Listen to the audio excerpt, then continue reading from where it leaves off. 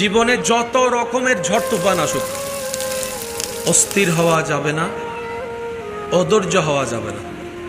করণীয় কি? যা হওয়ার হোক, যেমন হওয়ার হোক, আমার একজন মালিক আছে, আমাদের একজন মালিক, তিনি সবকিছু দেখেন, তিনি সবকিছু শুনেন, এমন একজন মালিক আমার সাথে এখন যা হচ্ছে সব ওনার নজরে আছে। আর উনি চাইলে সেকেন্ডে রাত দিন হয়ে যায়, দিন রাতে রূপান্তর হয়, যিনি কোন বললে ফায়াকুন হয়ে যায়, এমন একজন মালিক আমাদের।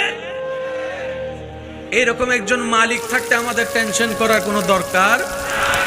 আমাদের কাজ হচ্ছে যে ওনার হুকুমের অপেক্ষা করা।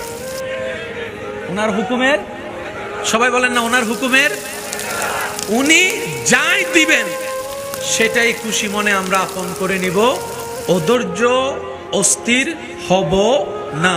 চিৎকার দিয়ে বলেন ইনশাআল্লাহ, আরো জোরে বলেন ইনশাআল্লাহ। মনে রাখবেন, ধৈর্য এমন একটা নিয়ামত যেটার ফল আসবেই। ধৈর্যের ফল এটা আপনার চাচা, জেঠা, কাকা, মামা, যতই যারাই অত্যাচার করুক না কেন,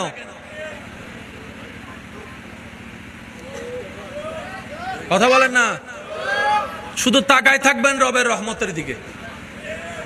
বিশ্বাস করেন ভাই, আপনার জন্য পৃথিবীর সবাই যদি দরজা বন্ধ করে দেয়, 100টা দরজা যদি বন্ধ হয়, রাস্তা বন্ধ হয়, লিখে রাখেন 1000টা দরজা রাস্তা আপনার আল্লাহ আপনার জন্য খুলে দিবে।